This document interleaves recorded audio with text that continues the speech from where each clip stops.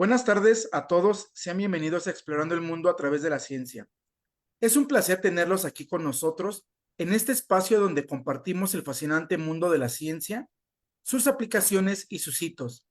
En esta ocasión, exploraremos un tema que, aunque muy poco discutido, tiene un impacto significativo en el desarrollo de la ciencia y la medicina: los bandidos que se enfocan en la ciencia. Nos referimos a aquellas prácticas cuestionables que, ya sea por error, negligencia o incluso intenciones maliciosas, comprometen la integridad de la investigación científica y avanzan al conocimiento. Desde la manipulación de datos hasta el plagio y la publicación de resultados irreproducibles, estos fenómenos no solo ponen en riesgo la credibilidad de la ciencia, sino que también pueden tener consecuencias directas en la salud y en la confianza del público en la investigación biomédica. A lo largo de esta charla, analizaremos ejemplos, sus implicaciones y los esfuerzos actuales para combatir estas prácticas, asegurando que la ciencia continúe siendo una herramienta confiable para el bienestar humano. Para ello nos acompaña el doctor Oscar Ortega Rivera, de quien me permitiré leer su semblanza. El doctor Ortega obtuvo su doctorado en la Universidad Autónoma de Aguascalientes, trabajando con virus oncolíticos como un tratamiento para diferentes tipos de cáncer. Posteriormente, realizó una estancia de postdoctoral durante 4 años en el laboratorio de la doctora Nicole Steinmetz en la Universidad de California en San Diego. Ahí desarrolló múltiples vacunas para enfermedades cardiovasculares, inmunoterapia contra el cáncer y contra enfermedades infecciosas como el virus del papiloma humano y SARS-CoV-2. Ha sido galardonado con prestigiosas becas como la de CONACYT de México y la USC Mexus de la Universidad de San Diego.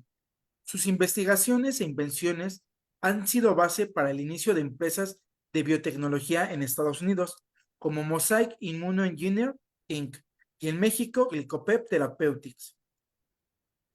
Es cofundador de Glicopep Therapeutics, una empresa biotecnológica basada en Aguascalientes, México, donde desarrolló el producto P-Bios dermorregulador local, un tratamiento tópico para heridas complejas y enfermedades inflamatorias de la piel. Actualmente es científico senior en la empresa Neurona Therapeutics, donde contribuye al desarrollo de una terapia celular basada en neuronas derivadas de células madre para el tratamiento de epilepsia y Alzheimer. Y más recientemente dedica parte de su tiempo libre a identificar y desenmascarar bandidos y malas conductas en la comunidad científica. Bienvenido, doctor.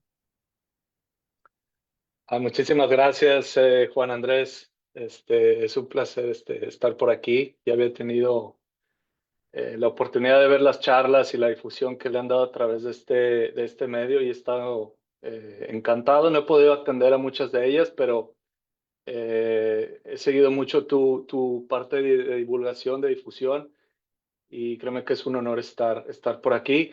Como bien mencionas, para desenmascarar esos bandidos de la ciencia. Eh, bueno, vamos a empezar con esta plática. Como lo bien mencionaba Juan Andrés y como el título lo dice, vamos a platicar acerca de esas malas prácticas que ocurren sobre todo en las ciencias biomédicas, que es principalmente donde me desarrollo.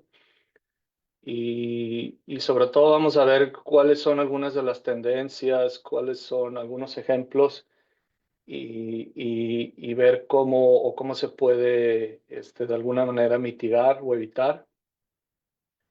Y pues eventualmente sobre todo es darle luz y plática a esto que, para ser sinceros, yo había escuchado mucho de esto así por la parte muy superficial, como algo que se corría o que se hablaba en los corredores de la universidad, pero no realmente como inclusive hay algunos investigadores que hacen carrera de esto, sobre estar poniendo como el dedo sobre algunas malas prácticas en la academia, también en la industria. Pues es un tema muy interesante y que, como mencionaba por ahí, es algo que recientemente me apasiona. Ok. Bueno, para comenzar, me gustaría hacer algo desglosar el resumen de mis intereses como profesionista.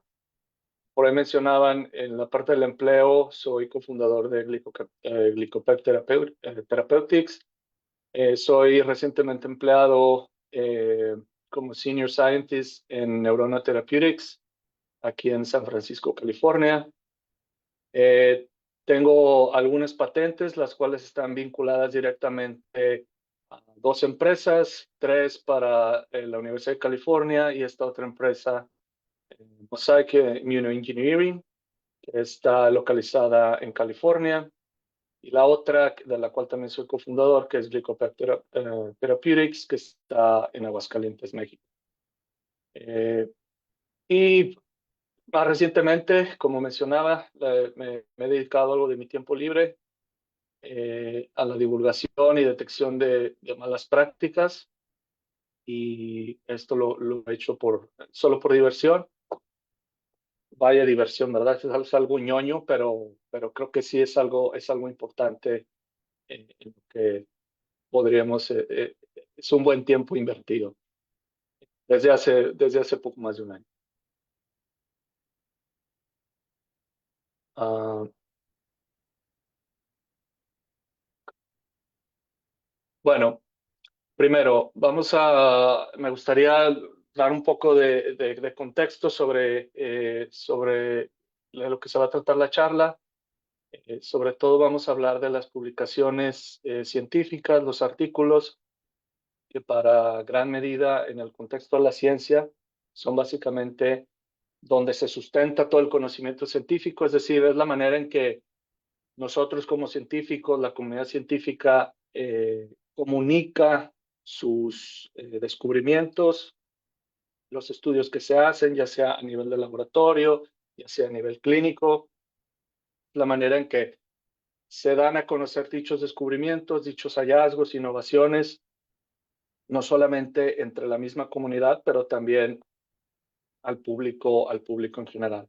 Entonces, la ciencia, entendámoslo así, se construye sobre la misma ciencia, es decir, conforme se va generando conocimiento, viene otro investigador, otro grupo de investigación, toma ese conocimiento previo y a partir de ahí se sigue construyendo o se innova o se llega a un progreso o en algún momento se puede mejorar algún tipo de investigación. Es decir, cada vez que se genera algo de conocimiento, se tiene este contexto previo de algunas publicaciones anteriores. Entonces, lo podemos ver así como los bloques de construcción en el cual se está generando el conocimiento.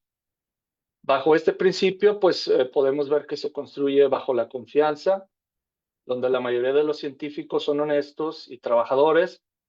En la mayoría de los casos o en muchos de los casos, mal pagados o no pagados como tal vez nos gustaría, sobre todo en México. Pero bueno, sobre esto cabe mencionar que mucho de labor del científico es que no quieren engañar o no queremos de alguna manera mentir o hacer algún tipo de manipulación. Pienso que esta parte sí, aquí todos los que nos dedicamos a la ciencia creo que tenemos esto bien claro, es algo también algo un poco romántico, pero nos encanta tener eh, esa facilidad o ese acceso a generar conocimiento y ver que cuando planeas algo, lo pruebas, una hipótesis, experimentas y llegas a un resultado, lo pruebas una y otra vez y te sigue dando el mismo resultado, pues te sientes satisfecho y te sientes muy orgulloso de tu trabajo, ¿verdad? Esto lo puedas compartir con el mundo, pues, mucho mejor. Pero desgraciadamente, la ciencia, como cualquier otro tipo de campo en el mundo, no es inmune al fraude ni a las malas prácticas. Por lo tanto, estas malas prácticas que podríamos generalizarlas en 3 grandes aspectos, podría ser como el plagio, la falsificación, que también se le conoce coloquialmente en México como el cuchareo, y ya de plano la fabricación de datos. Como lo vemos aquí en esta analogía de de cómo las publicaciones sirven como un ladrillito sobre el cual se va construyendo el conocimiento científico, pues podemos ver que si en alguno de esos puntos alguien pues se le hizo fácil cortarle por un lado, hacer un atajo o inventar algo, pues eventualmente eso se va a ver reflejado en el conocimiento general de la ciencia, ¿verdad? Entonces, como lo vemos aquí en esta analogía, donde pues llegó un albañil, empezó a pegar muy bien los ladrillos, todos ordenados, pero a lo mejor llegó uno por la tarde a suplirlo y pues este traía prisa y empezó a amontonarlos no de la mejor manera. Pudo haber llegado otro o el mismo al día siguiente, pues viendo que al otro le valía, pues siguió haciendo lo mismo y eventualmente pues tenemos este cochinero de barda. Entonces, eventualmente si esto se construye así, pues va a llegar en algún punto donde no haya la resistencia y ese muro eventualmente terminará cayendo. Y viendo en esta analogía, pues es algo que también puede suceder en la ciencia, ¿verdad? Si los conocimientos que se generaron no están bien cimentados. También quiero recalcar que, bueno, detrás de cada una de estas historias de malas prácticas, pues siempre hay una historia. O sea, no vamos a ponerlo aquí como es los buenos y los malos, sino que siempre hay un contexto detrás de cada una de estas historias, donde, por ejemplo, puede haber un alumno que es obligado a mentir, cometer esas malas prácticas por su asesor, por su tutor. Puede haber un nuevo investigador que acaba de obtener una plaza, que no tiene muchos fondos, entonces necesita obtener buenos resultados para así poder aplicar alguna convocatoria, recaudar fondos y continuar con su investigación. O puede ser un profesor que es altamente renombrado, tiene mucha presión por parte de su universidad y por toda la gente que depende de él en su laboratorio y porque se tiene un prestigio que mantener. Y dando estos tres ejemplos, nada más quiero que vean cómo es el contexto en el que se pueden dar este tipo de situaciones. Y a final de cuentas, hay que entender que la ciencia la hacen las personas y por tanto está susceptible a este tipo de errores humanos, ya sea de manera eh, accidental.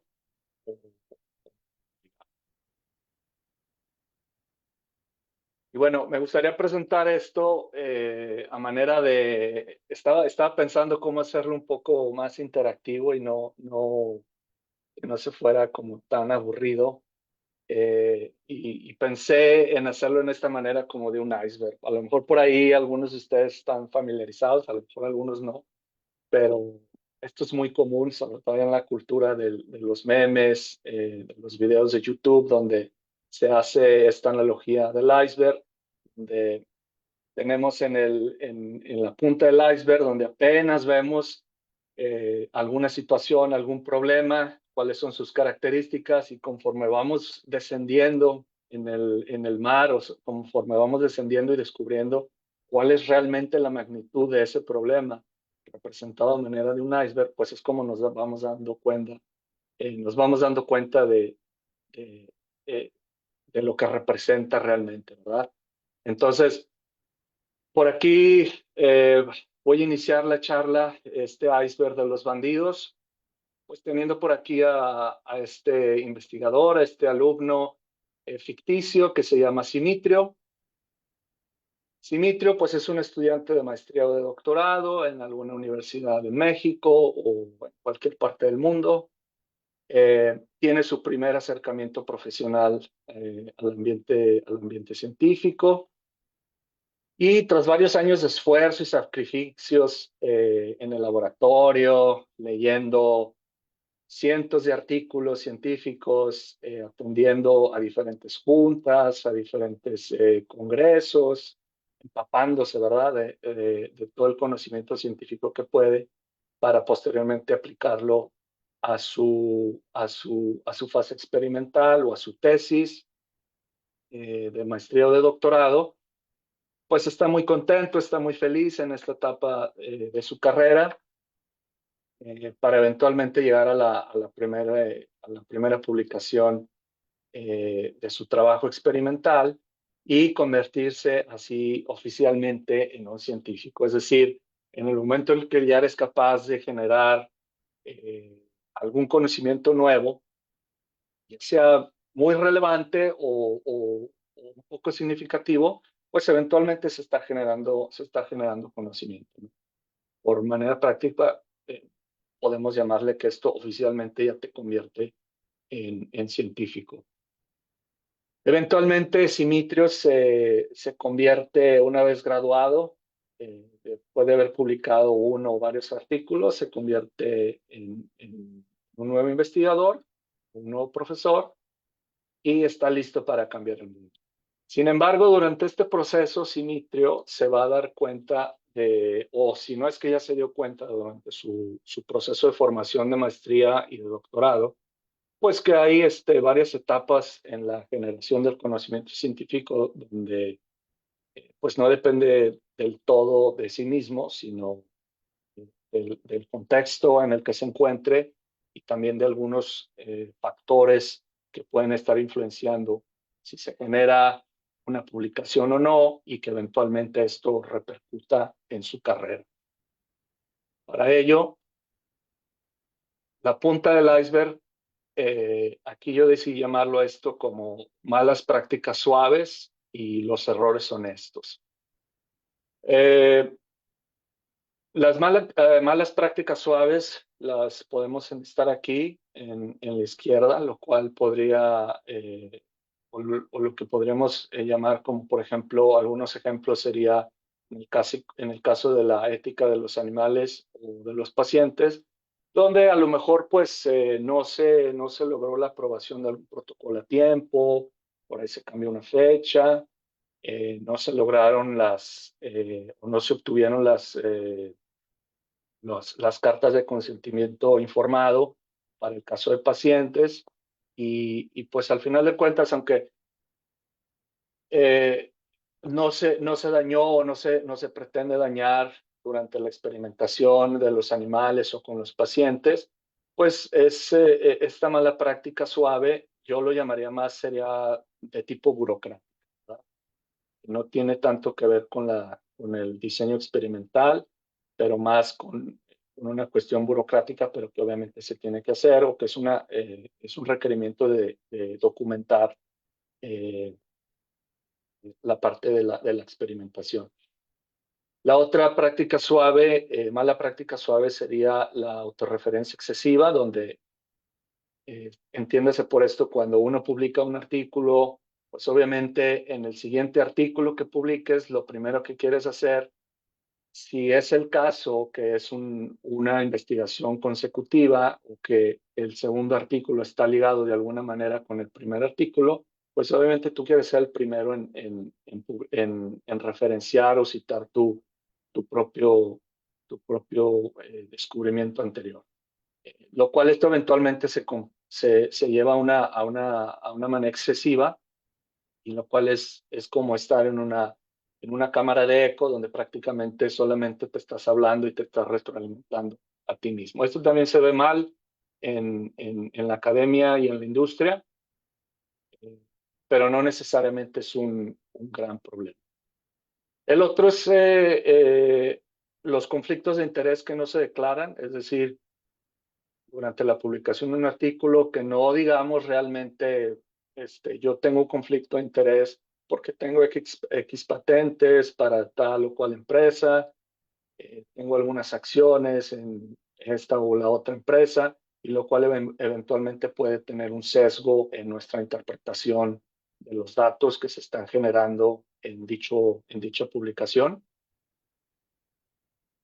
Y los otros, los que yo llamo aquí como errores honestos, los cuales pues nos pueden pasar prácticamente a todos. O sea, hay ocasiones en las que por algún motivo u otro, por desconocimiento, por no acercarnos con algún experto en el área, sobre todo en el momento de hacer las estadísticas o el diseño experimental, pues por ahí podemos tener algún problema en el diseño experimental, no incluyendo un control eficaz o que nos ayude a responder nuestra hipótesis. Y también puede, como mencionaba, puede haber algunos errores de cálculo o de estadística, y a lo mejor por ahí un grupo que nos decía que sí había una diferencia significativa entre la población que no fue tratada versus la población que sí fue tratada con algún fármaco. Pues en realidad no había una diferencia significativa, pero nosotros al utilizar un método estadístico inadecuado nos dio una interpretación diferente. Pues aquí, hasta este momento, no hay gran problema, pero sí hay que prestar atención a este tipo de errores o a este tipo de malas prácticas. Por lo tanto, aquí Simitro, en este punto, pues, de estar sonriente y casi riéndose a carcajadas, pues el ceño cambió a algo serio. O sea, ya estamos entrando en terrenos serios. El siguiente nivel de este iceberg es el plagio.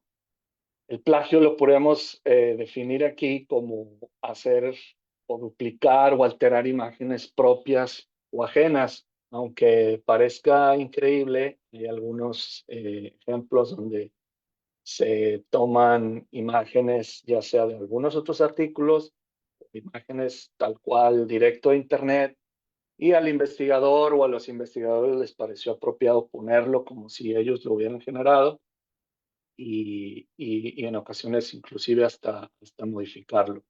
Entonces, esto es una mala práctica. Recordemos que para un artículo científico, para que pueda ser publicado, pues tiene que venir implícita la parte de lo novedoso, de que es algo que jamás se ha mostrado al mundo, en lo que nosotros estamos tratando de publicar va a ser por primera vez visto en ese artículo a nivel mundial. Entonces, aquí les voy a poner algunos ejemplos, sobre todo cómo se da el plagio a partir de las imágenes. Entonces, a partir de aquí, quiero enfatizar en este principio, que es bien importante, la singularidad de los organismos. Como siempre que tomamos una muestra, siempre que tomamos una foto, ya sea de una célula, una hoja, de un animal, inclusive aquí en la fotografía de granos de arena, tenemos que entender que ninguno de estos elementos van a ser iguales, exactamente iguales. Pueden ser muy parecidos entre sí. Por ejemplo, aquí vemos en las hojas, pues muchas de ellas tienen el mismo color verde, pero pues algunas son más grandes que otras, algunas tienen más nervaduras que alguna otra, pueden tener algún doblez o no, pero lo importante aquí es que cada una de esas hojas es única e irrepetible. Y ese principio también se cumple inclusive en algo tan trivial como podría ser los granos de la arena. Si tú la ves a simple vista, pues te parecería que toda la arena es igual, que toda se ve del mismo color.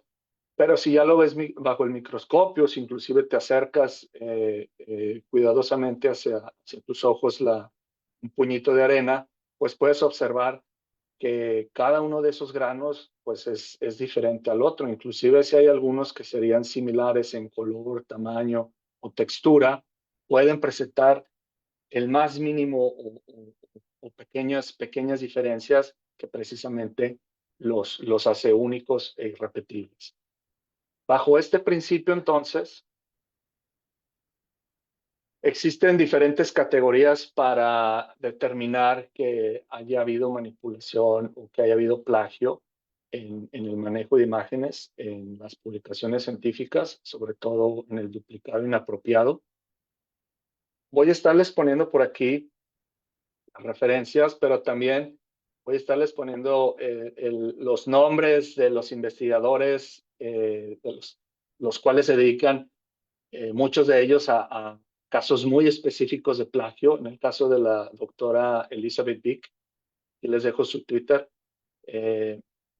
es muy interesante ver cómo esta conversación sobre los plagios no solamente se da en los artículos científicos o en plataformas muy especializadas para la ciencia, sino que se abre el debate de manera pública. En el caso de Twitter, podemos encontrar que todos estos investigadores precisamente lo que hacen es abrir el tema a discusión y decirle, hey, yo estoy encontrando esto y pienso que puede haber fraude, puede haber alguna mala conducta por aquí, y es precisamente de lo que se trata de revelar quiénes son estos bandidos o qué es lo que están haciendo, y si llega el punto en el que se tiene que demostrar si fue o no fue de manera maliciosa esa mala práctica, pues bueno, eso eventualmente se tendrá que probar, pero por lo menos ya está en el ambiente público.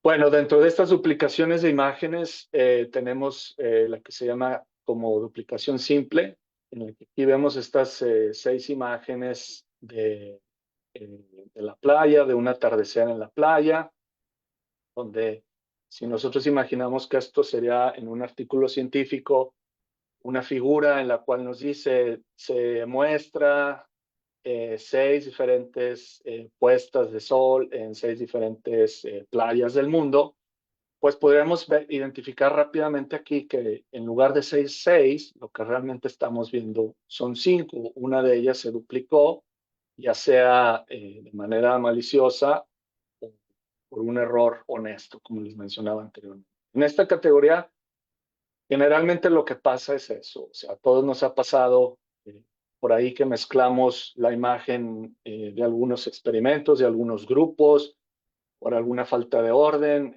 al momento de archivar nuestras fotografías, pues es común que pueda pasar eso, se traspapele o se cambie de un grupo a otro, y esto es lo que puede pasar, que al momento de publicarlo se observa esta duplicación de tipo simple.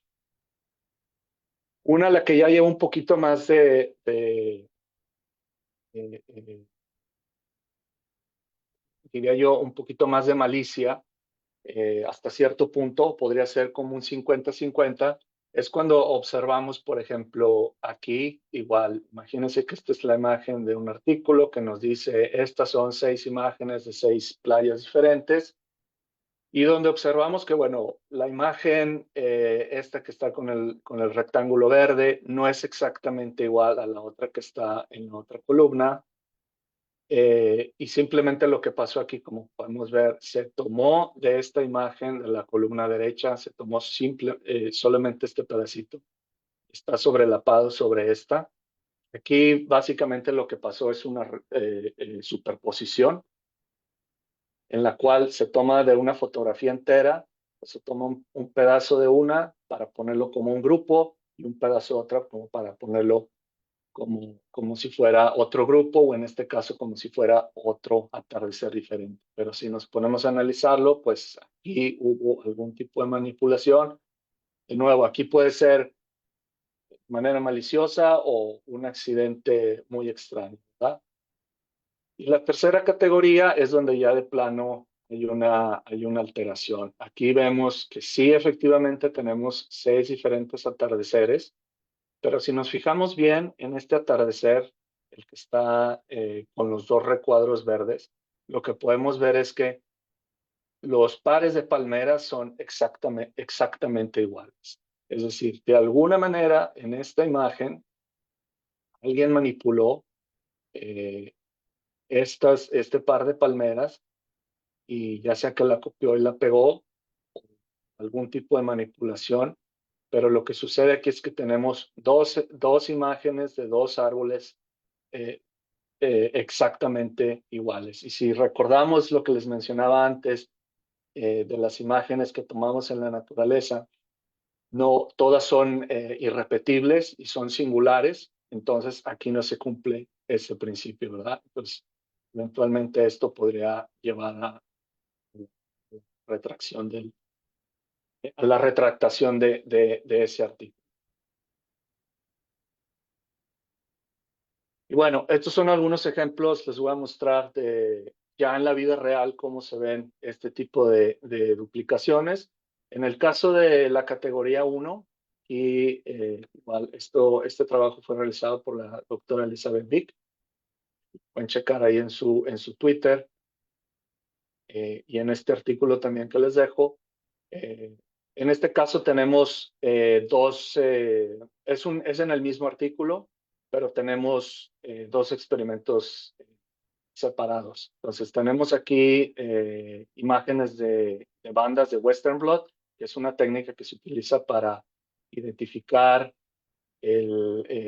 proteínas de un determinado, dadas por su peso molecular. Y dado si aparece o no, dependiendo si utilizando un anticuerpo específico para esa proteína en particular, podemos saber si la proteína se encuentra o no y también saber sus niveles de expresión como un indicador de una respuesta biológica ante algún tratamiento, algún estrés, etcétera, dependiendo de las condiciones del experimento. Pues lo que nosotros esperaríamos aquí es que cada una de estas banditas pues fuera única y repetible, ¿verdad? Bajo el mismo principio de todas las imágenes y todos los elementos que se van generando, pues son únicos e irrepetibles. Pero curiosamente, si prestamos atención, podemos ver que aunque son dos experimentos diferentes, son separados unos de otros, inclusive son tratados con diferentes tipos de tratamiento. Creo que lo que hicieron fue utilizar RNA de interferencia para algunos cultivos celulares, pero lo que voy es que aquí podemos observar que en estas dos bandas, que es el marcador para el control de la expresión de la expresión proteica en esta célula en particular.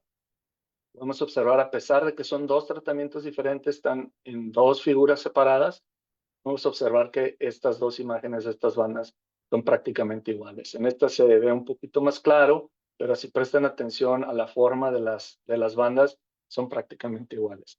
¿Cuál es la probabilidad de que esto pase cuando corres un Western blot? Pues es casi prácticamente nula. Los que tenemos experiencia corriendo este tipo de experimentos sabemos que cada banda va a ser siempre única y repetible, inclusive dentro del mismo experimento, lo cual hace esto, pues nos hace sospechar que o lo hicieron de manera intencional o por ahí se les fue, pero de tantas fotografías que tienen en este experimento, pues simplemente se les fue la duplicación, ¿verdad? Entonces podría ser el caso. En este caso de la categoría 2, aquí sí es un poco más difícil de creer que se hayan traspapelado las imágenes o que por ahí se les haya, al momento de registrarlas, cuál fotografía pertenecía a cuál grupo, eh, se les haya revuelto. El sentido aquí es que tienen 4 diferentes tratamientos en una línea celular con si no mal recuerdo, es con irradiación, con rayos gamma, y lo que querían ver es si tienen 0 de irradiación, que sería su control, entre 2, 4 y 8 unidades de radiación gamma, qué es lo que le pasaba a las células. Y lo podemos ver así como si fueran 4 grupos diferentes, por lo tanto esperaríamos que fueran 4 imágenes totalmente distintas, ¿verdad? Sorpresa, lo que podemos encontrar es que hay se están sobrelapando unas con otras de los diferentes tratamientos que observamos. El control prácticamente simplemente lo hicieron un poco más chico y lo metieron aquí en este siguiente grupo. Y de este siguiente grupo también se tomó esta porción y también la podemos encontrar que se sobrepone en el grupo con mayor radiación. En este caso en particular, comenta la doctora Elizabeth Dick, mandó sus preocupaciones a PLOS ONE, a la revista, y eventualmente lo que hicieron fue corregirla, simplemente le pidieron al investigador que mandara otras fotografías.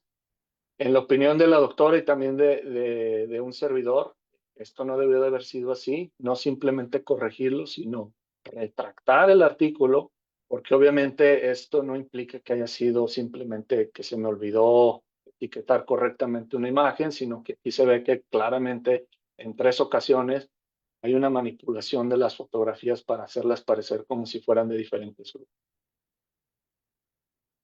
Y no solamente en imágenes de células, sino ya esto es un poquito más sofisticado en el punto de vista de cómo hacer el Photoshop. Esto sí de plano merece ser retractado y esto es en la categoría 3, donde de plano se hace una alteración de las imágenes. Aquí podemos ver una imagen de citometría de flujo, donde se mide prácticamente el tamaño, si tienen un marcador o no, ciertas células, y cada uno de estos puntitos representa eh, una célula que fue contada con citometría de flujo.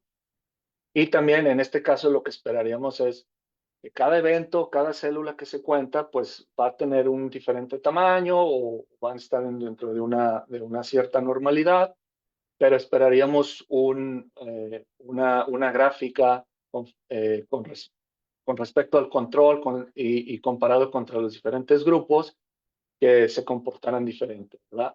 Pero en este caso lo que podemos observar es que aquí sí de plano se volaron la barda y fue tomar.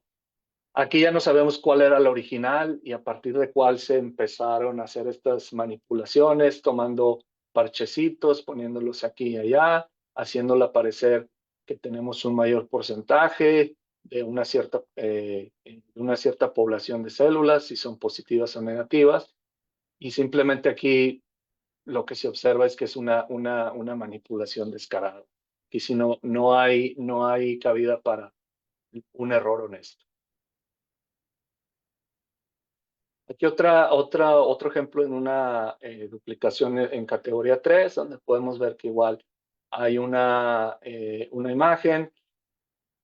Aquí curiosamente es de 2 artículos que provienen del mismo autor de referencia o el líder del laboratorio, pero son 2 publicaciones separadas por un año, una de 2010, una de 2011, y simplemente lo que hicieron fue reciclar la imagen y como se ve en el recuadro verde, esta porción de este artículo que se refiere inclusive a otro tipo de tratamiento, lo pusieron acá en este otro artículo y simplemente le añadieron aquí estas dos manchitas como para hacer notar de que había una respuesta o no había una respuesta, simplemente para tratar de diferenciarlo. Pero si observan muy bien y a detalle, estas marquitas de aquí, estas porciones de aquí, son prácticamente idénticas aquí.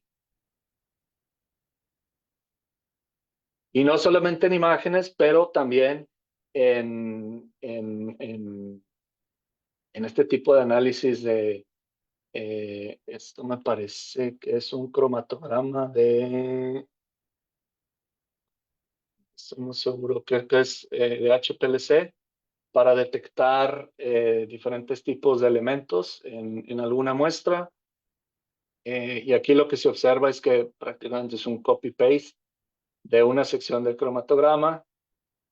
Inclusive en este caso en particular son 2 artículos que están separados, tienen un año de diferencia, son de autores diferentes, pero se observa claramente cómo en el que se publicó primero, que es el de abajo, se tiene la caracterización de más elementos en el recuadro azul y ya cuando este otro artículo que se fusiló todo este cromatograma, pues ya ellos lo acomodaron a su conveniencia y a los elementos que ellos querían que se notaran.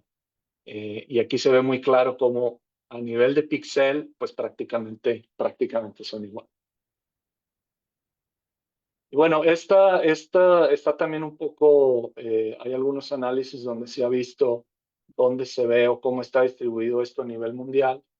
Y para sorpresa de nadie, particularmente en China, donde existe este incentivo, sobre todo para la comunidad médica, para obtener una plaza o para obtener una posición de prestigio, ya sea en un hospital o en una universidad, es un sistema de puntos donde a mayor publicaciones y a mayor número de citas, pues se garantiza ese posicionamiento. Entonces, lo que ocasionó en este caso para China, y lo cual se ve más evidente por la cantidad de científicos que hay allá, es que se han llevado estas malas prácticas y sobre todo, si lo vemos en cuanto a qué tipo de categoría de las duplicación de imágenes, es del tipo 2 en comparación al resto del mundo, inclusive comparándolo con Estados Unidos. Bueno, bajando un poco más en el iceberg, vamos a la falsificación o al cuchareo. Y aquí básicamente a lo que se refiere es manipular los datos a favor de un estudio en particular. Ya sea que estuviste pesando ciertos animales y tú esperabas que los que están tratados pues bajaran de peso y los que no los trataste subieran de peso. Pero pues por ahí para aumentar un poquito o alcanzar a que sean significativos, pues uno, dos, tres animales eran los que te están dando ese error para que no sean significativamente diferentes, pues a lo mejor ahí se te ocurrió quitarlo o pesarlo un poquito más rápido o mezclar un animal de acá con el del otro grupo, no sé, hay muchas formas de hacer esto que se llama como cuchareo, y lo cual también es una mala práctica, porque ahí inclusive es engañarte a ti mismo lo que realmente quieres descubrir y lo que quieres comunicar. Aquí voy a poner este ejemplo sobre esta empresa que está desarrollando, o sea, desarrolló una especie de collar para crear presión en el cuello, que se llama Q-Collar. Y lo que ellos dicen es que su tecnología eh, reduce significativamente los daños por conmoción en los jugadores de deportes de alto impacto, como sería el fútbol americano. Para ello, ellos tienen varios estudios clínicos en los cuales, gracias a la doctora Mu Yang, cual es especialista no en imágenes, pero ella sí inclusive se fija en los números. ¿Cómo puede ser que algunas, las medias o las medianas de algunos grupos que son antes de la temporada de fútbol y después de la temporada de fútbol sean prácticamente iguales en el mismo estudio o inclusive con un estudio eh, separado de otro estudio, llegan a tener eh, datos idénticos, inclusive el error estándar es prácticamente idéntico, a pesar de que las muestras o de los individuos en cada uno de los grupos son diferentes, lo cual da lugar a pensar de que hay algún tipo de manipulación o que hay algún tipo de mala práctica al estar cuchareando estos datos para eventualmente validar su tecnología. Descendiendo al siguiente nivel del iceberg, está a este punto, bueno, ya podemos ver a Simitrio que, bueno, se ve aquí por aquí ya perdió más cabello, ya tiene un montón de arrugas. A este punto yo pienso que Simitrio ya ha perdido la fe en la humanidad, ya ha perdido la fe en la ciencia. Y es sobre todo en este caso la fabricación y las fake news. Para el caso de la fabricación de datos o la fabricación de estudios, básicamente a lo que se refiere es a generar imágenes o datos sin llevar algún experimento.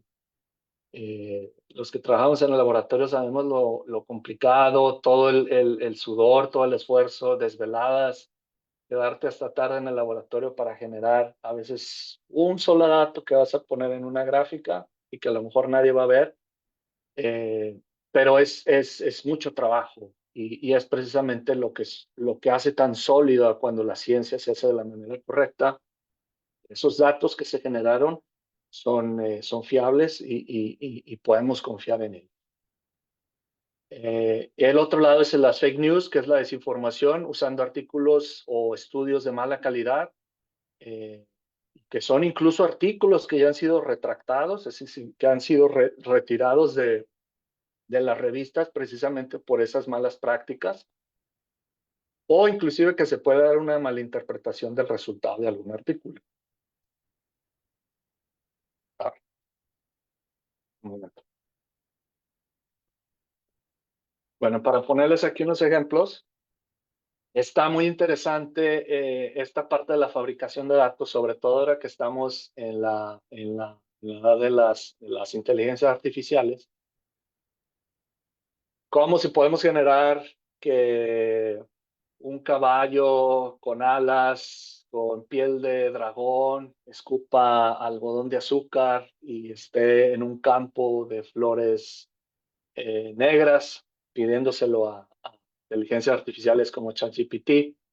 Pues ¿por qué no podríamos pedirle que nos genere datos, que nos genere algún tipo de gráfica, algún tipo de imagen que pueda ser utilizada posteriormente en una publicación científica? Pues este usuario de Twitter también se dedica a esto, a desenmascarar bandidos. Se hizo esa pregunta y lo que él hizo básicamente aquí fue tener una serie estas son imágenes de tumores que fueron extirpados, seguramente de ratón, y que es algo muy común cuando se publica si un fármaco tiene el efecto sobre, sobre algún tipo de tumor, algún tipo de línea celular que se inyectó en animales. Entonces lo que se pone es los diferentes tipos de tratamientos, los diferentes grupos, y se ve por lo general, aquí pensaríamos que el de hasta abajo sería el grupo al que se le aplicó el fármaco y comparado con el grupo control de la parte de arriba, son los que no recibieron el fármaco y por lo tanto los tumores son más grandes que otros. Pero si yo les dijera que unos de estos tumores fueron generados a través de inteligencia artificial, pues a lo mejor no me sabrían decir cuáles son, o me dirían que pues no, que en realidad no, que todos son verdaderos. Pues en realidad todos estos de la izquierda, estas 6 columnas son tumores reales. Lo que hizo el autor de este experimento fue pedirle a la inteligencia artificial que le generara una columna adicional, tomando en cuenta todos estos tumores, todos estos tumores individuales, que le generara otra columna. ¿Cuál es el riesgo aquí? Pues evidentemente, si en algún momento queremos incluir eh, algún otro grupo o se nos pide hacer otro experimento, pues a lo que se podría llegar es simplemente pedirle a la inteligencia artificial que lo genere por nosotros y ahorrarse todo ese tiempo, lo cual, repito, es una mala práctica, pero es algo que es posible y que puede pasar. Yo mismo he hecho estos experimentos para ver, hace un año, cuando salió Dalí, fue de las primeras inteligencias que eran capaces de convertir un texto en imagen, cuestión de segundos. Lo que hice fue preguntarle o decirle, pues dibújame células apoptóticas, y pues ya me las generó así. Y pues si estamos entrenados en la parte de artículos científicos, pues podemos ver que algunas de ellas, pues sí, podrían pasar por una fotografía que realmente que se hizo el experimento, que se tomó la laminilla, se tiñeron las células, por ahí podría pasar. Esto fue hace un año. Y esto es este año, precisamente usando una inteligencia artificial diferente, la de Google, Gemini. Le dije que por favor me hiciera una imagen de células HeLa tratadas con alguna droga apoptótica y que las hiciera parecer como si fuera una publicación científica. Pues hay una mejoría, esto solamente en un año. Fíjense cómo el detalle se ve muy mejorado, la calidad, la nitidez. Y esto es tomado de una página de internet de una compañía que vende algunos reactivos para investigación, y estos sí son células reales. Pero en este punto, la pregunta es si podemos saber la diferencia entre algo que fue generado por inteligencia artificial y algo que es real. Creo que esa es la pregunta importante. La otra mala práctica es a través de la desinformación, mediante la divulgación. Este ejemplo me pareció muy interesante porque es muy reciente, es de diciembre del 2018, y que es algo que hacen muchas organizaciones, de estas organizaciones que se dedican a esparcir el miedo y sobre todo muchas de ellas lo que hacen es generar esta quimiofobia, que es tenerle miedo a lo que está hecho de químicos. Pues prácticamente la vida está hecha de químicos, el universo es química, no podemos estar asustados de algo que forma parte de todo en lo que vivimos. Pero es a lo que se dedican estas organizaciones como Toxic Free Future, otras organizaciones como Greenpeace o inclusive muy recientemente en el gobierno mexicano, en la administración anterior, con AMLO, especialmente a la doctora eh, Marilena Álvarez Bulla, la cual se ha dedicado a esparcir la mentira de los organismos genéticamente modificados, especialmente sobre el maíz y también sobre el glifosato, que es como si estuviéramos hablando del diablo. Pero en fin, este ejemplo en particular me gustó mucho porque fue un artículo que se publicó auspiciado por esta organización y lo que querían ellos decir o lo que dijeron en su artículo es que prácticamente estábamos siendo envenenados con todos los plásticos estos que son reciclados y con los cuales se hacen, por ejemplo, las espátulas de cocina y donde prácticamente nos estaban diciendo, tira todos tus utensilios que sean de plástico negro porque te estás contaminando, te estás intoxicando con retardantes de fuego. Lo cual se publicó, esto está se publicó en un artículo científico y de ahí se tomaron para hacer esta desinformación, se duplicó en los medios de comunicación tradicionales, en Internet, la gente estaba tirando sus espátulas y al cabo de unas semanas, un investigador, un químico, hizo una observación clave aquí. Lo que dijo es que prácticamente lo que ellos decían es, bueno, lo que podemos encontrar es que eh, hay, de acuerdo a los límites aceptables por la EPA, es de 42,000 nanogramos. Perdón.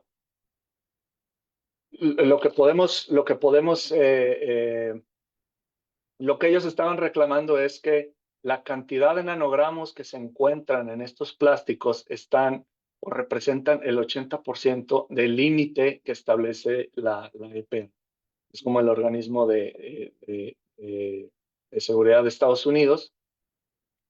Y lo cual él les hizo la anotación de que, bueno, suena algo mal, pero en realidad lo que ellos estaban aquí haciendo es que se perdieron en una cuestión tan simple como una multiplicación. Lo que ellos decían es que se encontraron 7,000 nanogramos en estos utensilios y lo que él les hace saber es que ellos decían que la cantidad que se estaba consumiendo era de 42,000 nanogramos, pero que en realidad esa multiplicación que hicieron de 60 veces 7,000 no eran 42,000, pero eran 420,000 nanogramos. Es decir, la cantidad que se está consumiendo es inclusive menos del 10%, lo cual está muy por debajo de los valores aceptados y por lo cual no representa un riesgo para la salud humana. Y a final de cuentas, esto tuvo una repercusión, no solamente para el artículo, pero inclusive para la revista donde esto se publicó, pues porque fue prácticamente una chorrada lo que se aventaron por ahí. Y por cierto, esta organización no se retractó, no hizo ningún apunte sobre lo que había pasado, simplemente lo negaron y se acabó, ¿verdad? A lo que sí. La siguiente parte del iceberg, donde ya estamos llegando a lo realmente tenebroso, son las revistas depredadoras. Las revistas depredadoras, o también conocidas en inglés como paper mills, fábricas de artículos.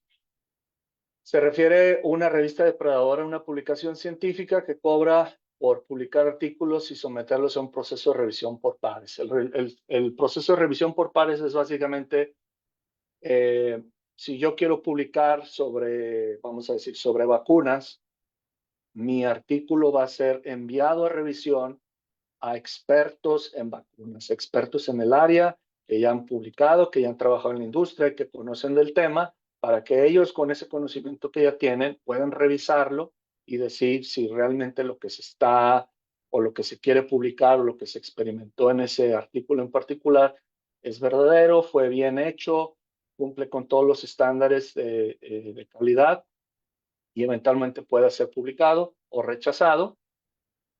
Y eso es a lo que se refiere a la revisión por pares. Entonces, esto es crucial para la publicación de artículos científicos. Su objetivo es obtener ganancias económicas y no tanto difundir el conocimiento científico, simplemente publicar, publicar, publicar. Estas son las características de las revistas depredadoras: aceptan artículos rápidamente, con poca o ninguna revisión por pares, no proporcionan información sobre su cuerpo editorial, hacen afirmaciones engañosas sobre su operación de publicación, imitan el nombre o el estilo de las revistas conocidas, no están afiliadas a una sociedad científica reconocida y no siguen los estándares de buenas prácticas. Lo mismo. Y aquí les pongo algunos ejemplos o el top 10 de las malas prácticas de las revistas editoriales.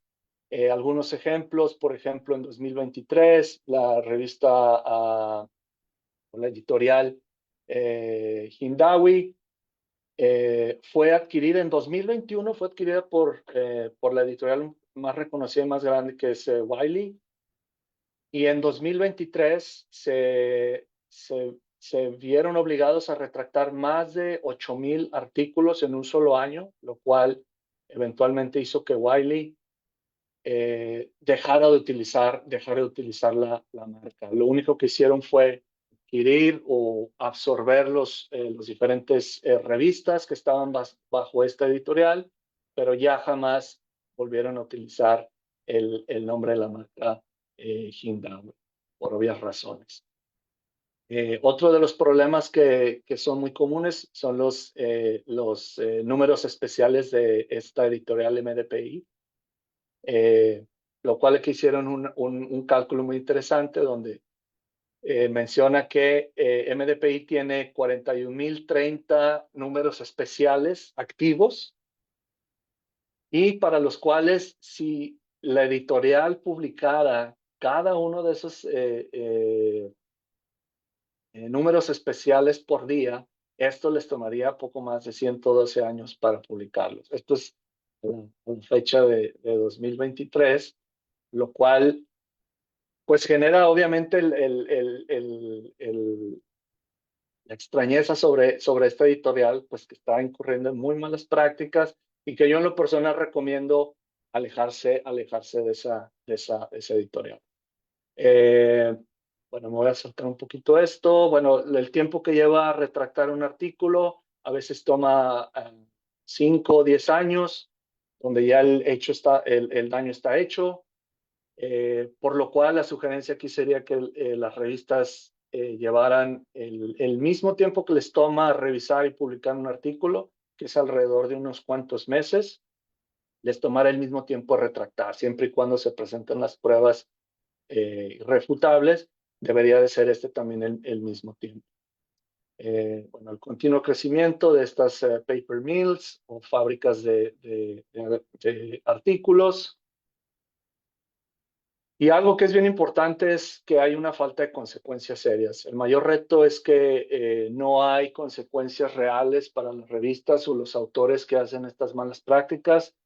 Y haciendo una analogía, si nosotros como científicos estuviéramos en otro campo como el de la medicina, si fuéramos médicos y incurriéramos en estas malas prácticas, pues simplemente se nos retiraría la cédula y no podríamos practicar nuestro oficio, ¿verdad? No podríamos practicar la medicina, pero no es el caso para investigadores, profesores y científicos cuando incurren en malas prácticas. Se puede manchar su prestigio, pero no hay una consecuencia real en sus actos. Algunos autores superproductivos que llegan a publicar más de un artículo por día. Ya mencioné esto de los lenguajes de ChatGPT. Algunos este me gusta mucho. La revisión por pares, cuando la revisión por pares se ve comprometido.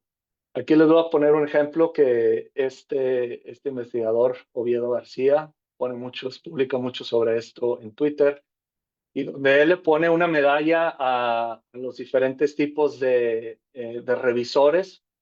Por lo general, un artículo científico se le asignan 2 o 3 revisores, y cada revisor tiene que dar su retroalimentación y decir si se acepta, por qué se acepta, si no se acepta, por qué no.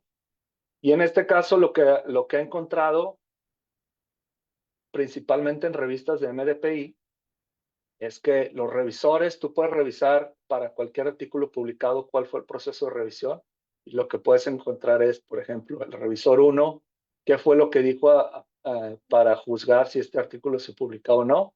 Y pues aquí tenemos al ganador de todos los revisores, donde simplemente respondió como no, no se debe de publicar.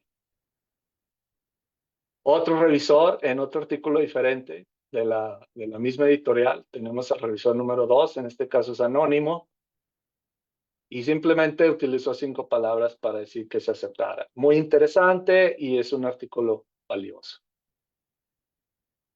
En el mismo artículo, el revisor 1 usó 23 palabras, bueno, usó un poquito más, y ya dice que está bien escrito, que los autores prácticamente cubren los tópicos más importantes, y es fácil de entender el tema del que están hablando. Y les dice, es un muy buen artículo. Entonces podemos ver que aquí la revisión por pares está prácticamente rota, es un chiste. Si es que en algún momento estos artículos llegaron a entregarse a algunos investigadores para que los revisaran, o si simplemente alguien en la oficina de MDPI simplemente puso este tipo de revisión. Y si es el caso que llegó a un verdadero científico para su revisión, pues esto es deplorable. No podemos revisar de esta manera nuestros pares. Este otro es un ejemplo de qué pasa con las revistas depredadoras. Es algo bien interesante que no me había metido mucho en esto, pero pareció muy importante subrayarlo. Es de cómo hay algunas revistas que son legítimas, que tienen su sitio web, tienen todo en orden, pero que son suplantadas o secuestradas de alguna manera sus sitios web. Y lo cual ocurre es que tú puedes estar entrando a un proceso de revisión o publicar tu artículo en una revista que es falsa o que está suplementando la identidad de otra revista. Tú vas a pagar, vas a ir a un proceso de revisión, etcétera, pero pues realmente jamás va a estar publicada en un artículo, en una revista prestigiosa. Aquí, si ustedes pueden visitar esta página, aquí lo que ellos les presentan es una lista de todas las, o de la mayoría de las revistas que han sido suplantadas. Te muestra cuál es el título de la revista, la página que ha sido suplantada o la que es fake, y en el otro lado te muestra la que es la verdadera. Para mí esta me pareció interesante, que es Acta Pediátrica de México, donde podemos ver que el sitio original lo ponen por acá, y traté de buscar en este sitio web que está por acá, que es de suplantación, pues ya no aparece. No sé cuánto tiempo tenga esto, pero si hubiera estado activo, pues a lo mejor por ahí alguien podría haber caído en la trampa de esta suplantación. Bueno, lo que les mencionaba de MDPI, algunas de las consecuencias es que, sí, no, bueno, son algunas alertas, son algunas red flags que pueden estar diciéndote no publiques en esta revista, no publiques con este editor. Es que algunas de las consecuencias que han estado saliendo para algunas revistas que tienen estas malas prácticas es que las empiezan a retirar de algunas páginas de indexación, que sería, por ejemplo, aquí el DOAJ, que es como un directorio para las revistas de Open Access, y la cual recientemente le acaba de retirar la acaba de retirar de sus listas. Y ya, finalmente, a lo más putrefacto, donde aquí ya Simitrio, pues prácticamente ya está sin vida, ya no cree nada de lo que creía de hermoso que era el proceso generar conocimiento, donde ya vemos que esta práctica de bandidos que a mí me parece de las peores, que es la venta del prestigio. Es decir, sabemos que en el área académica principalmente lo que construye el prestigio de un investigador es cuántas publicaciones tiene, cuántas citas tiene de sus propias publicaciones, y esto le da un cierto prestigio, le hace poder llamarse experto en una cierta área, lo cual en muchos casos es cierto, pero también existe esta otra modalidad de los bandidos de la ciencia que pueden comprar ese prestigio a través de estos mecanismos. Uno de ellos es la venta de lugares en artículos, ya sea antes, durante o después de la publicación de los artículos científicos. Y la otra es poder comprar citas o referencias para inflar los números en un investigador que ya tenga por ahí un artículo publicado y que quiera que lo citen de mayor manera. Los ejemplos que les pongo aquí es este caso bien interesante que se acaba de, está en proceso de revisión, está en una de estas plataformas de preprint, donde podemos subir artículos antes de que sean sometidos al proceso de evaluación por pares en Archive. Y me pareció muy interesante porque aquí lo que ellos hicieron es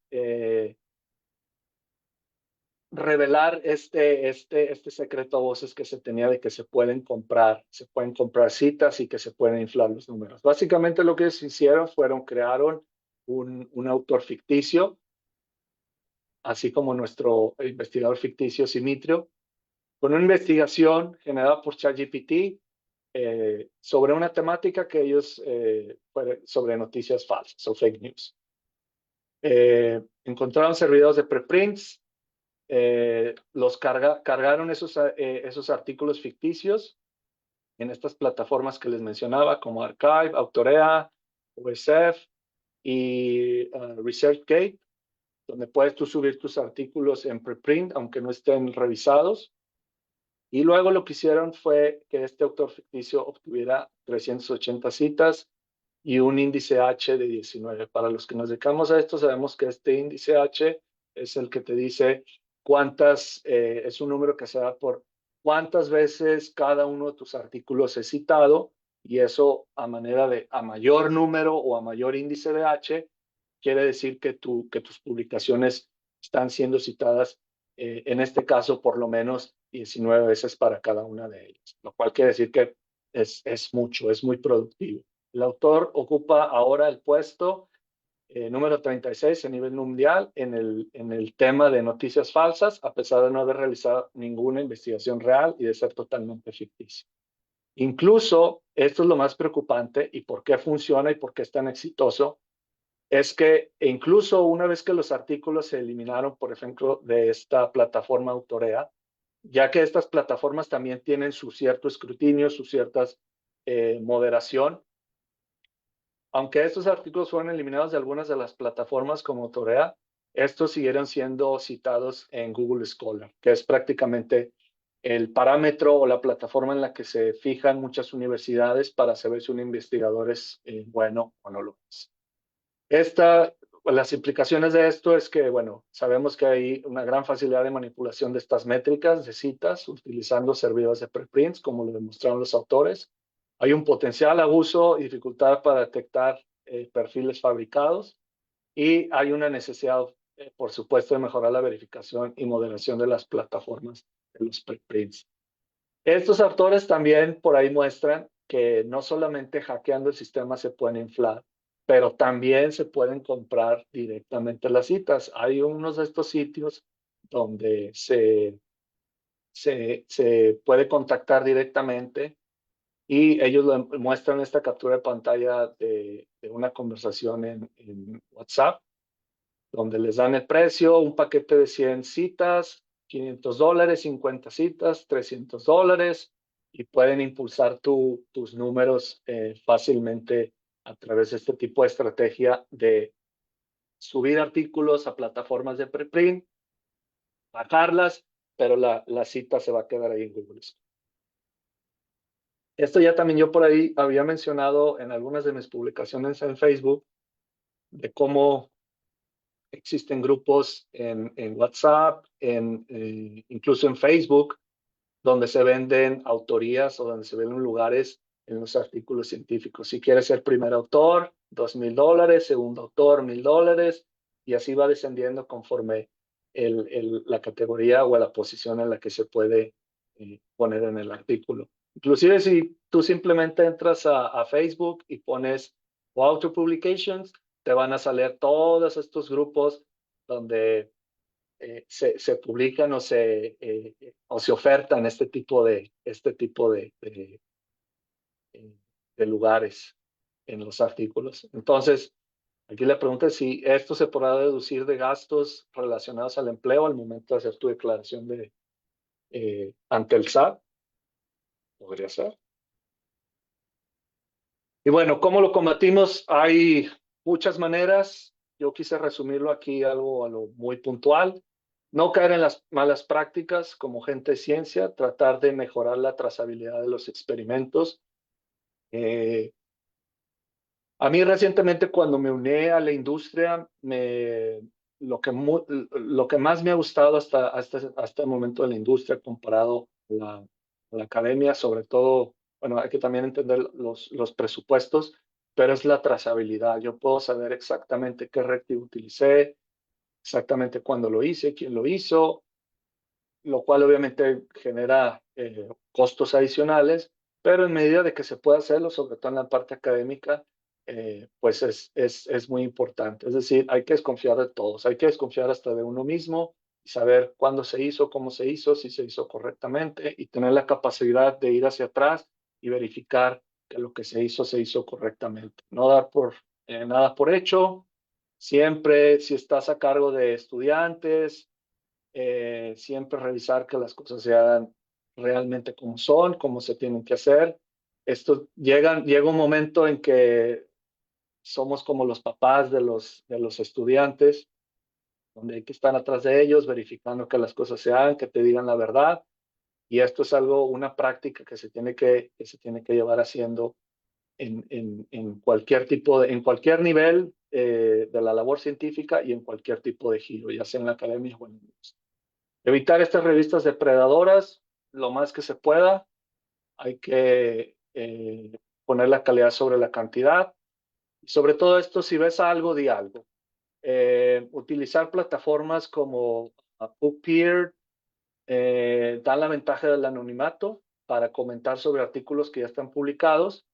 Y hay muchos artículos que han sido retractados a través de esta plataforma, también a través de Twitter, porque se le da esa voz, se le ponen los focos sobre ese problema que está ocurriendo y eventualmente tienen que hacer caso. Y bueno, me gustaría poner esto en el contexto del iceberg, ya que una vez que descendimos, ¿cómo podemos rescatar a Simitro? Pues sería a través de estas recomendaciones y poner la luz sobre sobre todas estas malas prácticas. Si vemos algo, hay que decirlo. Bueno, ya para terminar, me gustaría nada más dejarles aquí esta recomendación de todos estos autores, doctores, doctoras, investigadores, investigadoras que se dedican a esta ardua labor, que prácticamente es gratis. Algunos de ellos tienen páginas donde se pueden hacer donaciones, pero prácticamente eso es una labor que se hace gratis, se hace por entretenimiento y sobre todo creo que es muy importante, sobre todo como científicos, tener esa autorregulación y, y, y admitir que esta profesión que tanto amamos puede estar contaminada por este tipo de bandidos y lo mejor que podamos controlarlo y la mayor gente que esté poniendo los ojos en esas malas prácticas, creo que es lo mejor. De nuevo, si ves algo, di algo. Aquí les dejo cómo es el sitio Puppeer, donde tú puedes poner simplemente el artículo, dejar tu comentario y lo mejor, si no quieres por ahí tener algún problema, la plataforma te da que me pareció muy chistoso de conservas el anonimato, pero no simplemente dice anónimo, sino que te asigna un nombre de usuario con el nombre científico de alguna animal, alguna planta, bacteria. Y bueno, sería todo. Creo que me pasé algo, pero espero que lo hayan disfrutado.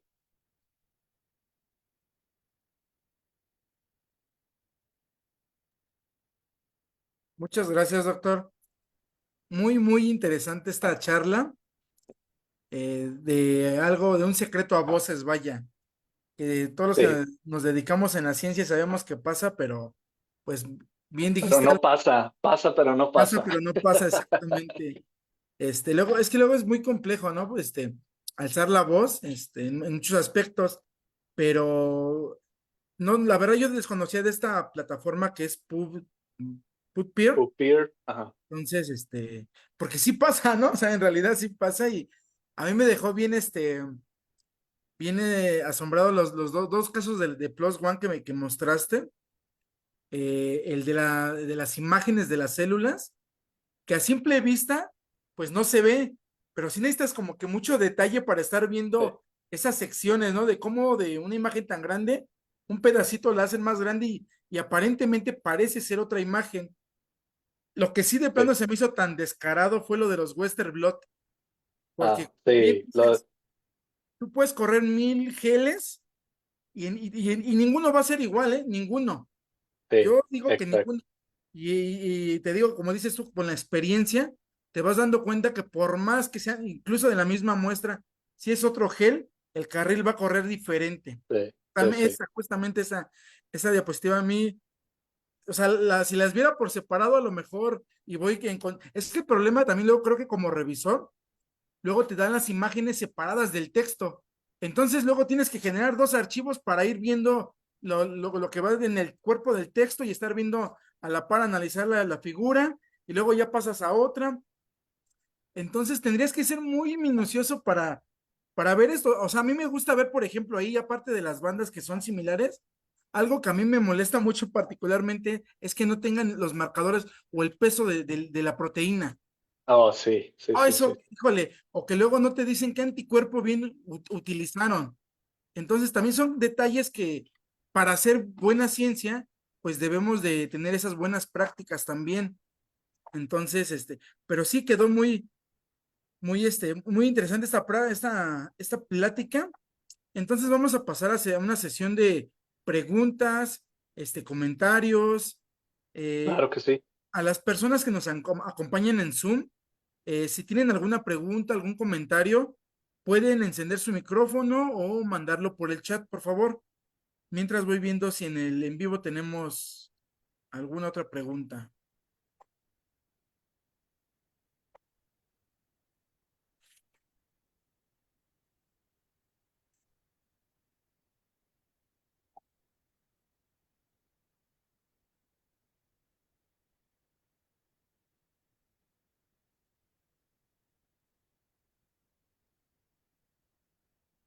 Ok, tenemos varios comentarios.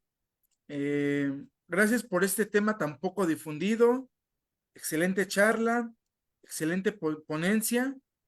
Y tenemos hasta ahorita un par de preguntas que nos envían. Dice, ¿cuál fue el fraude científico cometido por Juan Hu Suk en el campo de la clonación humana? No estoy muy, creo que recuerdo algo sobre ese tema. Ah, si no mal recuerdo, fue, creo que inventaron los datos o sea, aquí no quiero ser como racista en el sentido de decir, bueno, si viene de China hay que mirar dos veces, pero los estereotipos se generan por algo, ¿verdad? Claro, Y mucha de la información que viene en ese sentido, bueno, ahí lo vimos, la duplicación de imágenes es claro la tendencia cuando vienen de China, y es precisamente por ese tipo de cultura que tienen. No recuerdo ese en caso particular, pero seguramente fue por alguna fabricación de datos. ok. La siguiente pregunta que nos envían dice, ¿qué motivaciones comunes se observan en los casos de fraude científico? Eso, como les mencionaba al inicio, hay que entender que esto hay personas atrás de esto, ¿verdad? Creo que es lo más importante entender aquí. Y los contextos pueden ser muy complejos. Puede ser desde un alumno que fue obligado por su tutor, eh, a lo mejor los que tuvimos la fortuna de tener asesores con una buena ética laboral, que a pesar de que no sale el experimento y no se adecua a lo mejor a la hipótesis que tienes, bueno, pues la, los datos son los datos, ¿verdad? Es lo que a veces decimos. Los datos son los datos y es lo que hablan. Eh, pero vaya, o sea, dependiendo, por eso les ponía aquí estos tres ejemplos, podemos desde tres niveles, desde un alumno que está en una situación de subordinación, cual puede generar de que ese miedo, y ahora imagínate si estás haciendo un posgrado en el extranjero, donde aparte dependes de una visa, y y tu visa depende de ese trabajo, si no, no puedes estar en el país. Obviamente la parte económica, pues son muchos factores en los cuales se pueden ver presionados a, bueno, no digo nada, no puedo decir nada porque si le voy y le digo al decano o si voy y le digo a otro profesor, pues me puedo meter en problemas. Inclusive puede ser contraproducente contra ti mismo para que te bloqueen tu carrera. Esto también sabemos que es un mundo donde se maneja a través de las relaciones y si no hay una buena relación, pues en algún momento te pueden bloquear. Eso sería por un lado, y la otra sería un investigador que de plano quiere crecer sus números y si no le da lo que está haciendo y se pone a inflarlo de alguna u otra manera, ¿verdad? Aquí sí yo pondría esos tres como ejemplo, esos tres contextos, puede haber muchísimos más, pero yo pienso que muchas de las veces no necesariamente es, sobre todo a los alumnos, que es los que están bajo la mayor presión, no saben cómo reaccionar y si no tienen un tutor que los guíe por el camino adecuado, pues pueden llegar a este tipo de problemas y eventualmente se va a ver se va a evidenciar por algo que no funciona o inclusive en la industria, algo que también ha sonado mucho en los últimos años. eh, hay un par de ejemplos de empresas donde se encontró que hubo fraude o que hubo una manipulación de datos desde el inicio y ahora que la empresa ya está en la fase 3, clínica, falló rotundamente la droga que estaban tratando y pues ahora eventualmente la verdad va a salir a la luz, ¿no? Especialmente en este tipo de contexto de probar medicamentos, donde, o sea, en algún momento alguien va a hacer la prueba en que no vas a ser tú el que lo manipula. Y si no funciona o no funciona realmente o algo hiciste para que pareciera que funcione. Claro, ahorita de acuerdo a uno de los puntos que mencionas, es bien importante esa parte de la mentoría o ser tutor, vaya, ¿no? Porque también creo que muchas veces descuidamos esa parte y eso también da pauta a que los estudiantes, por presión, porque no hacen el trabajo en tiempo y forma, y cuando se los pides, pues a las carreras y puede estar bien hecho o no tan bien hecho, que te dé datos, pues no adecuados, vaya. Y pues ahí no solamente es responsabilidad del alumno, sino del alumno y del tutor, pero muchas veces hay gente que deslinda responsabilidades Sí, y dice, no, pues es que él fue el que lo hizo, pero debemos de entender el contexto que es un compromiso tutor-alumno, alumno-tutor, vaya, ¿no? sí, sí, sí. Entonces, sí, es algo que también dentro de estas malas prácticas debemos entender la buena práctica a seguir. Tenemos otra pregunta. ¿Qué medidas se pueden implementar para prevenir el fraude científico en el futuro? Pues lo que mencionábamos, ¿no? Sobre todo, primero entender esto, que es un factor humano, que somos personas las que estamos haciendo ciencia y ser honestos. Yo pienso que es ser honesto con uno mismo, no engañarse, no autoengañarse. Yo pensaría que sería de las principales cosas a tener en mente. Pero te digo, yo uno de los principales sería la trazabilidad de los experimentos, es decir, desde saber qué reactivos se usaron, qué número de lote fue, qué días se hicieron los experimentos, qué personas estuvieron involucradas, tomar toda la evidencia posible. Eso, por lo menos eso yo lo hago ya mucho ya acá en la industria. Tengo un par de personas que están eh,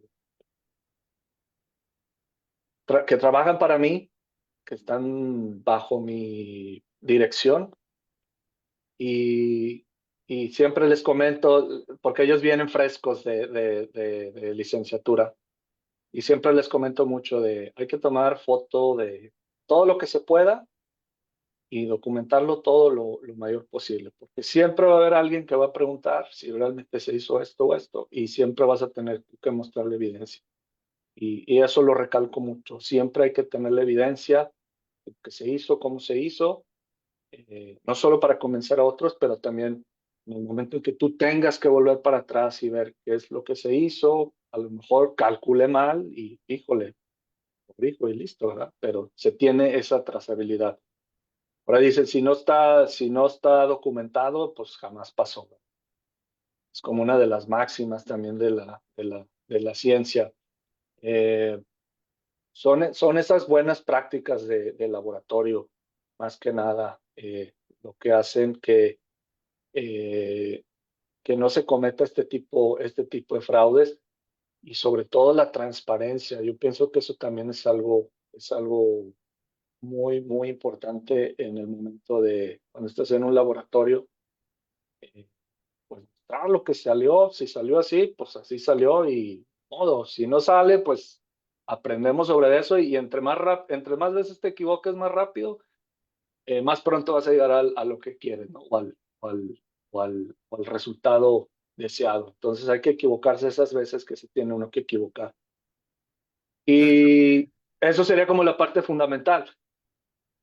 Ya la otra parte donde ya se tiene, por ejemplo, hay niveles, por ejemplo, cuando hay alguna colaboración, donde tú no controlas las prácticas que se hacen en otro laboratorio, y por ahí les ponía, pues hay que desconfiar de todo, hasta de tus colaboradores. Yo no sé si él a lo mejor manipuló las imágenes y por cumplir con el tiempo metió y ahí cuchareó algunos datos. Hay que someter también eso a visión propia. Y ahorita, ay, no les puse por ahí, pero ya hay herramientas para detección de duplicidad de imágenes mediante inteligencia artificial. Igual, metes tu artículo, si lo quieres hacer para ti mismo, lo metes y te va a decir, pues esto está duplicado, esto no está duplicado. Y pienso que ese tipo de herramientas son necesarias ya hoy en día. Se hace ahora la presión a que las revistas la tengan y que la metan dentro de su proceso de revisión, porque como vimos, hay algunos revisores que ni lo leen y simplemente ponen, sí, está muy chido, adelante. Pero también pienso que esa parte tiene que venir ya tú como investigador, de meter ese primer filtro, ¿verdad? Antes de someterlo a revisión por otros y decir, bueno, y todos lo hicimos bien, todo está correcto al nivel que sigue de revisión. Pues hay como diferentes filtros donde se puede ir este, revisando esa parte y cumplir con las buenas prácticas. Claro, claro, eso es súper importante y varios puntos, ahorita de lo que acabas de mencionar, de que todo lo que no se escribe no está hecho. Ahorita igual mi esposa está escuchando la plática y ella trabaja en la industria farmacéutica y Ah, me pues, acaba de comentar algo que dice que en la industria o en la industria vaya, entre algo igual que dicen es de que eh, la integridad de los datos va de acuerdo a la integridad de la persona. Entonces, yo no lo sabía, hasta ahorita me lo acaba de mencionar y también pues tiene lógica, ¿no? Mientras más integridad tengas, más fidedigno o más transparente vas a tener tus datos, vaya. Y eso pues va a hablar bien de tu trabajo también. sí, claro, y es por eso que la ciencia funciona, porque está construida bajo esos cimientos sólidos. Y cuando se hace buena ciencia, bueno, se tienen fármacos, se tienen terapias, un montón de cosas a las que tenemos acceso, Es y correcto. que fueron años, años, años, años de probarlo, de probarlo, de probarlo, hasta el cansancio, hasta que sabemos efectos secundarios, etcétera, pero lo sabemos por algo, a comparación de pseudoterapias o pseudociencias, donde, bueno, un día funciona, un día no, 3 días sí, 4 días no, y es una chunga, ¿verdad? Pero los que hacemos esto, cuando se hace buena ciencia, funciona. Y si funciona, te funciona a ti, le tiene que funcionar a todos. Exacto. De lo contrario, no es ciencia. Mencionaste también algo bien importante que son las buenas prácticas de laboratorio y buenas prácticas de documentación, que Ujú. muchas veces no las llevamos a cabo. Y más allá de que lo que haga una persona lo pueda reproducir otra, más enfocado a que tú mismo lo puedas reproducir, porque muchas veces haces un experimento y por no tener todas tus anotaciones adecuadas, cuando lo vuelves a llevar, chin, ya no me salió, ya me salió otra cosa, pero en realidad porque te faltó a lo mejor un paso o hiciste algo de más por tus malas prácticas de documentación también. Entonces, desde ahí también, o sea, no quiero llegar a que se enjuicie, ¿no? Que eso es ser un bandido, no, es un error humano, vaya, de que Sí, luego por distraído, por pecar de ingenuidad, no escribes, o porque te confías de que tienes buena memoria y no pasa, ¿no? Sino que después, ching, ya no puedes replicar tú mismo. Entonces, también esas cositas son buenas, ¿no? De seguirlas que se sigan llevando a cabo. sí que Y serían los errores honestos. exactamente. Y eso que mencionabas, ¿no? Por ejemplo, ahorita que veo lo de las revistas de MDPI, eso de no, no, de una palabra nada más prácticamente, la verdad no había visto. Yo he visto otras cosas de MDPI, sí, en algunos casos, pues sí son muy exigentes, pero estas sí me llamaron muchísimo la atención, porque en la comunidad científica, híjole, todas estas, para Sí. empezar, esa de no, híjole, ahí esa de una palabra. Esa es la que ha ganado todas las medallas. O sea, yo digo, o sea, ¿qué persona, obviamente, ¿no? Pues creo que cuando uno acepta una revisión, se compromete a hacer un buen trabajo ético y profesional, vaya. Entonces, Si eres un científico ético, claro que sí. El problema es también, yo por eso no recomiendo MDPI, tampoco Frontiers para publicar, porque tienen estas malas prácticas en la cuestión de las ediciones especiales. Y el mecanismo que utilizan ellos es utilizar los editores, guest editors, que es pues, los editores invitados. Los editores invitados, ah, que a veces no son expertos en el área y luego ponen unos límites de tiempo increíblemente cortos. Y entonces ahí tienes al editor invitado. Pues cuando a mí me llegan esas invitaciones, las mando a volar. Digo, no, yo no quiero meterme aquí. ¿Por qué hacen eso? Son tiempos muy cortos, de 6 meses, donde tienen que meter 10 artículos. Y ahí están metiendo, metiendo. Y lo que pasa después con estas ediciones especiales es que meten de chile, mole y pozole, y ya ni siquiera es el tema al que realmente iba como enfocado, vamos a decir. vacunas de enfermedades tropicales y, y terminan metiendo de todo, hasta tratamiento de cáncer. Y luego, posteriormente, lo que hacen, es otro problema que pasa con estas revistas. Tú enviaste tu artículo y a lo mejor se publicó porque el tuyo sí era de ese tema, está en esa edición especial y eventualmente lo que hace MDPI cuando no cumple con el número de artículos para esa edición, simplemente la desaparece y te reasignan a otro edición ¿Cómo? especial. Ok. Te van brincando de aquí para allá y es una chunga, o sea, es lo que te decía, ahí por ahí todas las ediciones especiales que tienen abiertas, les tomaría más de 100 años publicarlas si empezaran a partir de hoy. Entonces, Sí, por eso yo sé que en México les gusta mucho publicar ahí y entiendo por qué, porque los tiempos de respuesta son cortos. Aquí son de un mes, 2 meses. Por ejemplo, lo enviaron el 22 de noviembre. Lo revisaron dentro de un mes, lo aceptaron prácticamente un día después, se publicó un mes y una semana después. sí. En un mes y una semana te publicaron tu artículo. Pues claro, ¿verdad? Si simplemente la revisión fue muy interesante y un artículo muy valioso. Claro. Sí, pues sí, te digo que no me había tocado ver este caso y como bien dices, que son abiertos estas revisiones, pues uno puede ir viendo todos los artículos, qué tal fue, qué tanto fue o qué tan rigurosa fue su ¿Qué tan revisión riguroso? Sí, tú te puedes meter a MDPI a cualquiera de sus revistas y ahí y bien, pues, simplemente pones el número DOI y le pones el review report, el reporte de la revisión y te va a salir esto. Y pues es a sí. lo que se dedica este investigador. Por él les da medallitas, hace una dinámica en Twitter de, esta es la medalla de oro, plata y bronce. No, pero es que estas revisiones en realidad si las analizamos críticamente, sí son, híjole, Oye, y a lo mejor el artículo está bien hecho, está bien sí, pero, estructurado, pero, o sea, eso es precisamente la revisión por pares. Que híjole, bueno, también es algo que es gratuito y eso también algo de la crítica, es algo que es gratuito, que pues cuando lo haces no pagas. Ahí hay algunas revistas te dan un incentivo de que te hacen un descuento si quieres publicar después ahí con ellos, te lo dejan gratis, etcétera, etcétera. Pero un trabajo gratuito prácticamente. Entonces, a veces tienes una carga muy pesada y es humanamente imposible. sí, pero creo que ahí también entra o sea, su integridad, ¿no? De decir, no tengo tiempo, pues ¿sabes qué? Pues no, gracias, porque te dan las opciones, ¿no? De Sí, aceptarlo, sí, sí. decir que no y sugerir a alguien, ¿no? Que pudiera revisarlo. Entonces, si uno es honesto, pues dice, ¿sabes qué? Tengo muchísimo trabajo.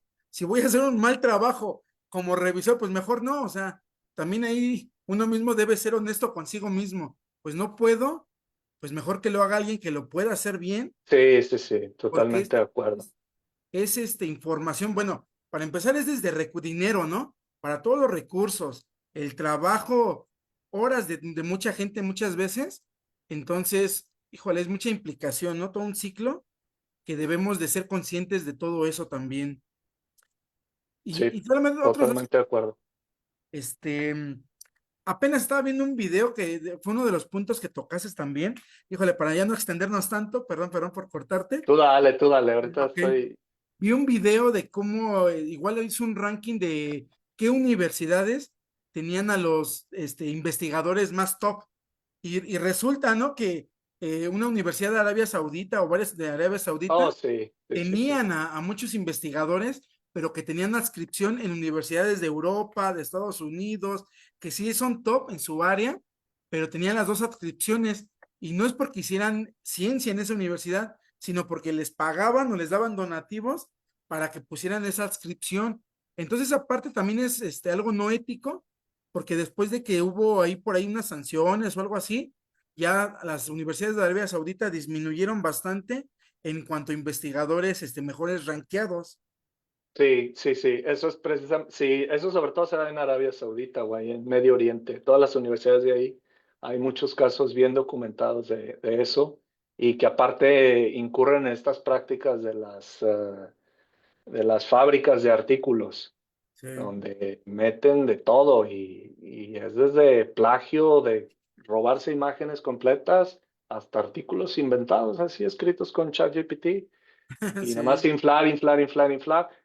Y es estos autores súper productivos que publican más de una vez por día, entonces es algo claro, irreal, pero, o pues, sea, es el sistema que también ellos adoptan, igual que en China, de premiar eso, y pues los investigadores simplemente rompen el sistema y pues me imagino que muchos de ellos tienen posiciones altas, pero pues no es real, ¿verdad? Por eso siempre es, aunque suene un poco racista, pero siempre lo ves más. Así como también en México nos ven para abajo a veces, pero pues, o sea, los estereotipos pasan por algo, ¿no? claro, Y más exacto, cuando vienen esas prácticas, malas prácticas en la publicación de exacto. artículos.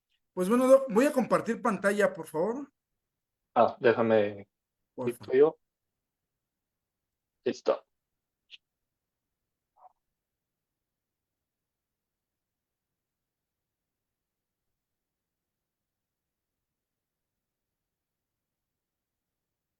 Oh, una constancia. Muy Sí. bien. Pues Schrödinger, Ciencia, Tecnología e Innovación, explorando el mundo a través de la ciencia, otorga la presente constancia al doctor Óscar Ortega Rivera por su charla de divulgación científica titulada Bandidos de la Ciencia, Malas Prácticas en las Ciencias Biomédicas, realizada el 11 de febrero del año 2025. Muchas gracias, Doc, por acompañarnos, por tu tiempo y por esta interesante charla. No, muchas gracias a ti, Juan Andrés, por la oportunidad y bueno, también ahí me gustaría extender Y adelante, adelante. la felicitación hoy en el Día de la mujer en la ciencia. Una felicitación para todas las que están, ya sea en cualquier nivel, ¿verdad? De la ciencia, desde nivel de licenciatura, maestría, doctorado, postdoctorado, ya son investigadoras, eh, que son son una parte fundamental de la ciencia. eh, y mencionar por ahí por ahí siempre que veo que mencionan mujeres en la ciencia y todo esto, me causa un poco de ruido que siempre mencionan a esta María Curie, Sí, como que ya es algo muy, muy, muy desgastado y nada más quería por ahí, una de mis, eh, como de mis figuras a seguir como científica es la doctora Katalin Karikó, que es la reciente ganadora del premio Nobel, que es precisamente una de las científicas que impulsó la parte de usar la tecnología de RNA mensajero para que revolucionó prácticamente ahora nuestra era, con un montón de aplicaciones. Tiene esto, es un gran ejemplo. Toda su historia de vida, si tienen por ahí la oportunidad de leer un libro que publicó sobre todo lo que tuvo que sobrepasar y es precisamente este tipo de ejemplos, por lo menos a mí me gusta compartir esos ejemplos recientes de por lo que pasan los científicos, sobre todo, bueno, en este caso una mujer, para llegar a sobresalir y, y romperla. Ya, no me quiero extender más. Muchas gracias. Felicitaciones a todas y, y adelante. muchas gracias, doctor. Y con esto llegamos al final del programa. Muchas gracias a nuestro invitado y al increíble equipo de producción por hacer esto posible. Y por supuesto, gracias a ustedes, nuestra audiencia, por acompañarnos. Síganos en nuestras redes sociales como Facebook y suscríbanse a nuestro canal de YouTube para no perderse ninguna actualización. Asimismo, si es de su interés o se perdieron alguna charla anterior, puedan disfrutar de estas en el canal. Una vez más, gracias por estar aquí y nos vemos en nuestra próxima transmisión. Que tengan una excelente noche todos. Hasta luego. Hasta luego. Bye. Bye.